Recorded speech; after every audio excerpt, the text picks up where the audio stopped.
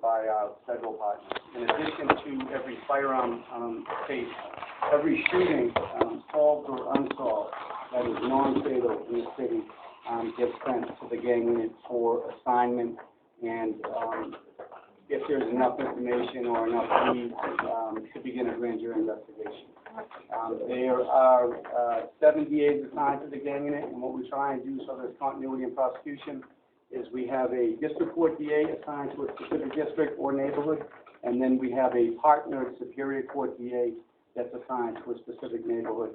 In addition to their responsibilities of prosecuting cases, they're on call 24 hours, 7 days a week, and with our partners in both with the NBCA and the Boston Police.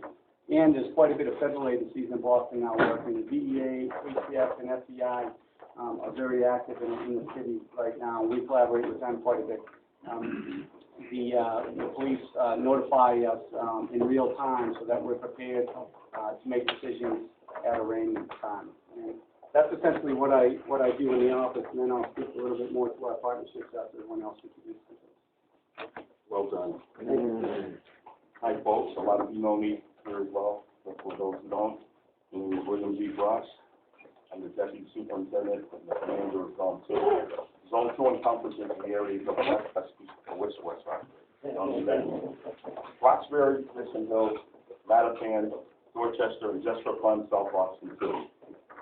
I've been on the job since 1985 as a police officer, where I served as a patrol officer, moved on to the gang unit, and moved on to the drug control unit, academy, investigative field, and been deputy superintendent for about 2 years.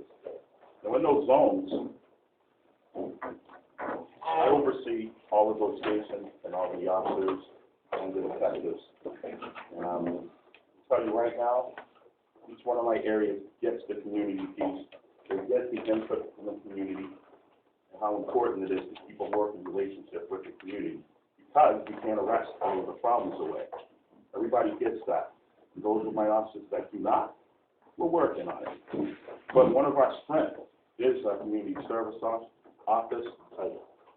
Officer Nicole Allen, Stephanie King, they do a lot for the community. Moving on, talking about collaborations. We have our own little collaborations within the police department. And one of my favorite units in the police department is the Youth Violence Strike Force. The Youth Violence Strike Force, hey, it is what it is in the title. We target youth violence. And once again, it's not about arresting the problems away. We work proactively with several folks. 10-Point Coalition, Black Ministerial Alliance. We're proud of our relationship with the Boston Foundation and BPD, the City Street Workers, and the street workers from the 10-Point Coalition. But we do our outreaches to the youth and their families in the community through the Youth Violence Strike Force and through the support unit, the Boston Police Department School Unit. I can't say enough about those guys. We have Dave Singletary, Neva Bryce. Vance Mills is the community liaison. But the school unit visits several hundred homes a year. So if you're a parent out there, you don't really know what your kid's doing outside of the home, we will educate you.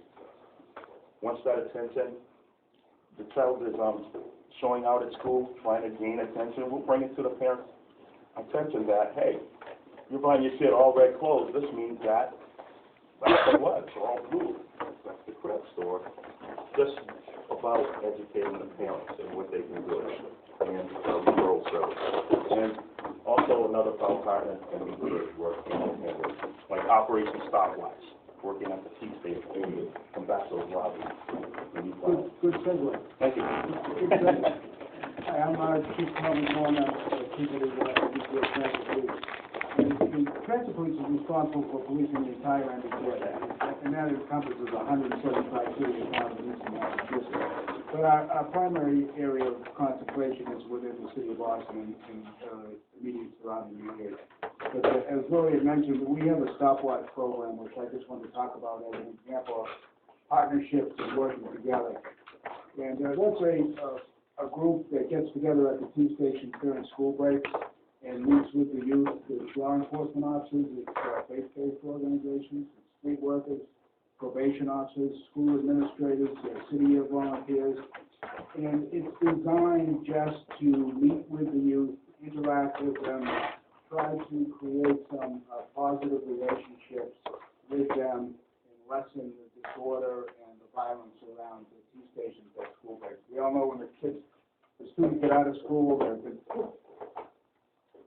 participating in their school activities all day long, they've got a little extra energy on their hands, and they come in, they all kind of meet at the MBTA stations, and get a little exuberant from time to time, and maybe things get a little carried away. So the concept of this partnership of having all of these people at the T station where we think there might be some problems, and interacting with the youth and creating those positive relationships.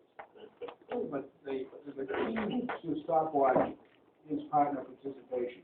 It's not just the police, it's not just probation, it's just not the schools.